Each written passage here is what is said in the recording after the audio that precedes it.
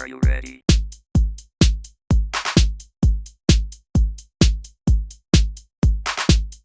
Check your reality. The comments and opinions of this program may be considered offensive. Viewer discretion is advised. Alright, step number 5.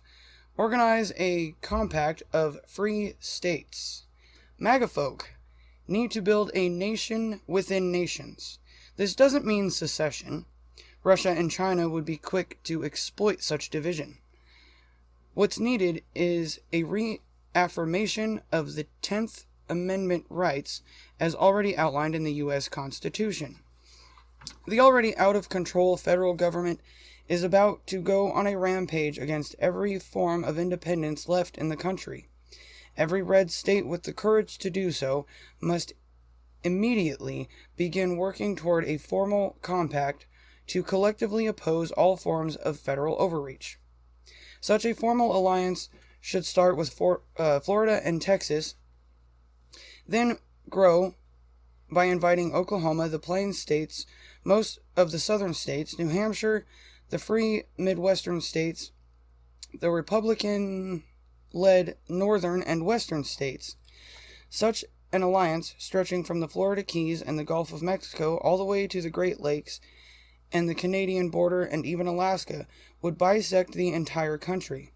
Adding the red counties of the blue states such as Virginia, Maryland, New Jersey, Massachusetts, Illinois, Minnesota, New Mexico, Colorado, Washington, Oregon, and California would create a voting economic bloc that Washington would find exceedingly difficult to challenge. When the Biden administration recently suggested that Florida Governor Ron DeSantis close all restaurants in his state to slow the CCP virus pandemic, the governor politely refused, citing the ineffectiveness and horrendous economic consequences of mass lockdowns. Biden then reportedly hinted at an unconstitutional ban on air and road travel to and from Florida. This threat might work against Florida alone. It wouldn't work against Florida plus Texas and Oklahoma and 10 to 25 other states. The United States is technically a federation of free and independent states. It's time to fully realize that ideal. Southern states will soon be reeling under a massive new wave of illegal immigration. The federal government will do nothing to prevent it. Texas, Florida, Arizona, and other free counties of New Mexico and California need to be preparing to defend their borders now. This isn't an immigration issue that is the constitutional preserve of the federal government. This is a state public welfare issue. Of course, the Biden-Harris administration plans to pack the Supreme Court with more left-wing justices to make virtually anything they want, quote-unquote, constitutional. But this shouldn't even need to go to the courts. State governments already have the power under the 10th Amendment to nullify federal overreach. They simply have to band together to put Washington back into its constitutionally tiny box. The Republic will be saved through the courageous application of the First Amendment, free speech, and the 10th Amendment, state sovereignty. What are your thoughts on this, Butch? Well, I agree. A lot of the states need to band together. They need to just not think of themselves as individual states, but as a country as in whole, because that's what they are. They are little countries within a broader scope. USA is a country, don't get me wrong. And I love the USA. I love America. I just believe that if the states band together as a strong union, that we can once again force that the people have a voice upon DC. Do you have anything to add to that, Forrest? No, again, I feel like this ties in a little bit more along with what I was saying earlier with, they're successfully been able to divide us, and the division is becoming kind of an issue for the safety of not only ourselves but our rights. as well. And so, yeah, like I said, it's kind of, I feel like this ties into what I was saying, where, Republicans and Democrats need to be, more open to each other, listen to each other, and, maybe find more common ground or whatever. Because regardless, if they keep dividing us for any reason, it's going to weaken us as a country. Actually, I really think you guys covered it. I agreed with what he said in there, and I think you guys kind of filled in the blanks. So, I'm going to go ahead and move on to Section 6. Republic Review. Every free state should immediately embark on the adoption of the Republic Review process. There's a small but growing movement in some western and northern states to review their engagement with the federal government to eliminate or nullify all unconstitutional relationships.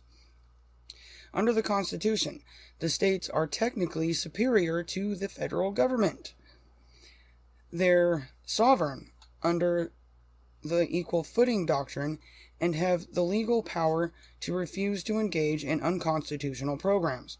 For instance, most states only get about 10% of their education budget from the feds, but are almost completely subservient to the Department of Education dictates.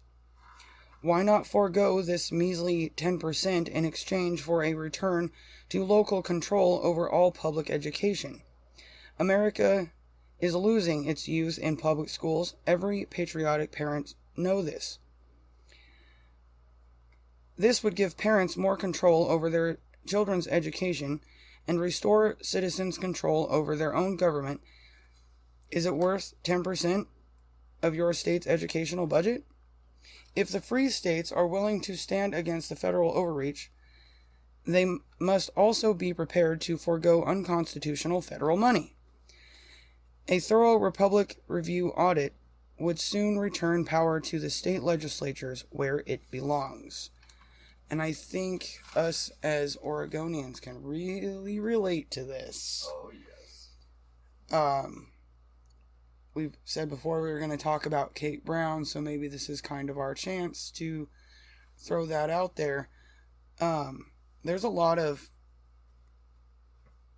things going on here in Oregon trying to restore Oregon to its original state of sovereignty. Whereas right now, so much of the Oregon government and legislature leans on the feds. Kate Brown is very much a dictator, in my opinion. And so many of the things that she has put forth are unconstitutional. So, like he was saying, if the red counties band together with a lot of these red states, we might actually have a chance. What do you think? Well, I think that you're right. Kate Brown is a dictator. I've had other choice words for her, but dictator I think will suffice for this program. This state, we're in Oregon, this state would be so much more plentiful with businesses, with education, if we just cut out the federal government. We're already we're paying our school taxes and everything else. We're relying on the public to do this. And I believe that we should have a say-so in what our children are being taught, what we're learning, what they're learning. And Kate Brown, you commie sister, I'll leave it at that. I hope you get your day in court. Yeah, no, when it comes to Kate Brown and what she's been doing in Oregon, even if you just go back to the voting map from the counties a while back, you'll notice pretty much all of Oregon is red. Almost entirely all of it is red. And so, I mean, if you need any more obvious signs that she is indeed a phallic tuber, well, she's definitely a dictator. And with a face like that, she is very onanistic.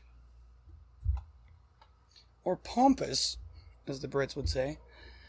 And if you even look at the northern counties that have completely taken over what the rest of Oregon believes and thinks, there's little red dots in the districts. You know, you got a red district here and a red district here. But then the county comes up blue. So, and it was even more so in this last election.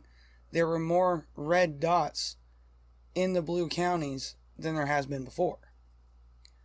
So I have to completely agree with what he said in there, that, you know, if we created kind of a band, a union of all the red areas, you would find how much more red America is than it is blue or purple.